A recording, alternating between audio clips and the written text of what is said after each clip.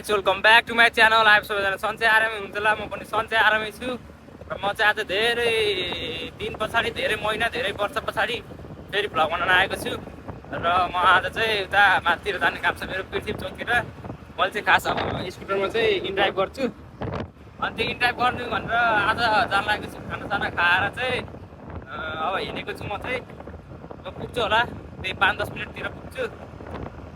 आजको कमाइ चाहिँ कस्तो हुँदो रहेछ है त तपाईँहरूलाई पनि देखाउँदैछु के कस्तो छ पठाउँतिर कमाइ कतिको हुँदो रहेछ भनेर चाहिँ तपाईँहरूलाई होइन।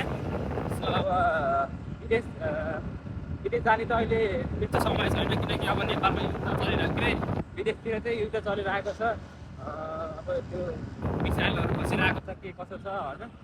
विदेश जान चाहिँ अब तत्काल छैन, त्यही भएर नेपालमै केही गरौँ, पार सकेर केही गरौँ भनेर चाहिँ मैले पठाउ गरेको थिएँ। यसो भयो अहिले 8-9 महिनाभन्दा बेसी भइसक्यो। त्यो ठिकै छ, आफ्नो जीवन गुजारा भइरहेको छ। त्यो महिनामा चाहिँ 40-45 हजार चाहिँ कमाइ हुन्छ होइन। अनि आज चाहिँ कति हुँदो रहेछ दिनको दिवस 1500-2000 जति हुन्थ्यो है अरू दिनमा चाहिँ। त्यो भनेको धेरै हो नि होइन। अब जाँदैछु म पृथ्वी चोकतिर, कति कसो हुन्छ कमाइ समय तपाईँहरूलाई म देखाउँछु है त। सो गाइजहरू म चाहिँ पृथ्वी चोकमा आइसकेँ। अनि पृथ्वी चोकको दर्शन चाहिँ यस्तो छ, त्यो जामहरू छ, त्यो ट्राफिक हो।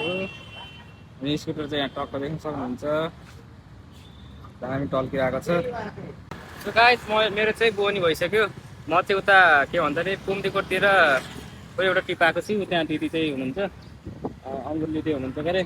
अब म चाहिँ पुम्दीकोटतिर जाँदैछु। यहाँ डाँडा छ एउटा, माथि शिवजीको मन्दिर छ, अनि त्यहीँ जाँदैछु। हेरौँ कस्तो हुन्छ, तपाईँहरूलाई पनि देखाइदिन्छु नयाँ नयाँ ठाउँ कस्तो छ है।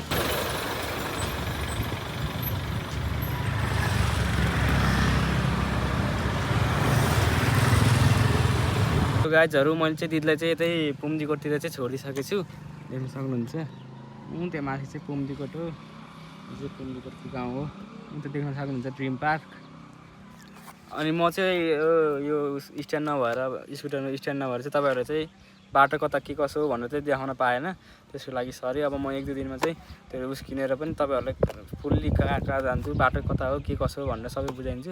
चाहिँ यता बिरोटो हुँदै आएको र म चाहिँ अब फर्किन्छु है त गाइस। अहिले चाहिँ कमाइदियोस्, राम्रो भयो बोनीको टाइम चाहिँ।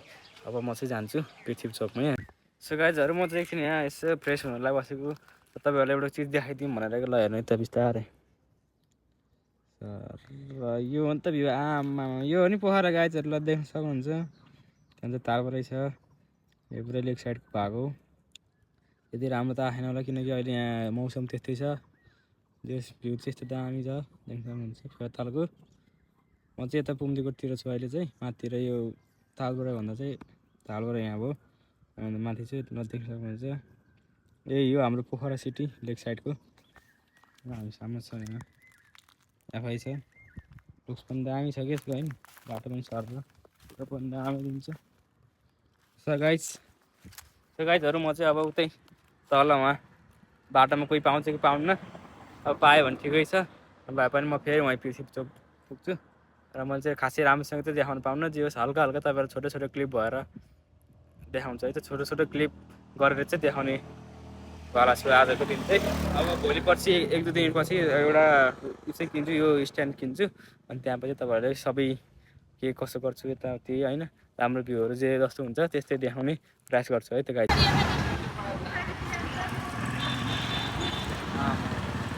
गाइजहरू हेर्नु त यस्तो हावा लगाइरहेको छ, उडाउँछ क्या मान्छेहरूलाई।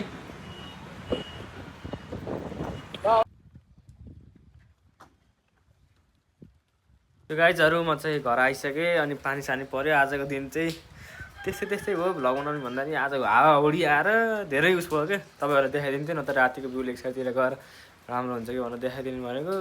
यस्तो हेर्नु नि, यस्तो पानी पर्दैछ, अनि पानी परेर चाहिँ म घर आइसकेँ। साधन पनि यता राखिसकेँ, ड्राइभ गर्न लाएको थिएँ।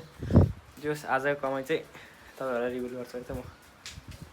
सो गाइजहरू आज चाहिँ मेरो कमाइ चाहिँ कति भयो छ हेर्न सक्नुहुन्छ तपाईँहरूले। यो चाहिँ 500को नोट हो, 600, 700, 800, 900, 1000, 11, 1200 चाहिँ भयो। अनि तेल चाहिँ मैले हिजै हालेको थिएँ, हिजो अघि अस्ति 500को हालेको। 500ले जे होस् 3 दिन हुन्छ तेल चाहिँ। अनि कमाइ चाहिँ यति हुन्छ। सो आजको मेरो कमाइ चाहिँ यति नै हो। अब चाहिँ भेटौँला चाहिँ अब भोलिको भिडियोमा भेटौँला, अर्को भिडियोमा। अब म सकेसम्म अब डेली भ्लग हाल्ने कोसिस गर्छु। आजको लागि थोरै भए पनि, जे जस्तो भए पनि साथ सपोर्ट दिनु होला। अनि यो उसलाई सब्सक्राइब गरिदिनु होला। अनि यसो सेयर पनि, लाइक कमेन्ट गरिदिनु होला है त गाइजहरु ल।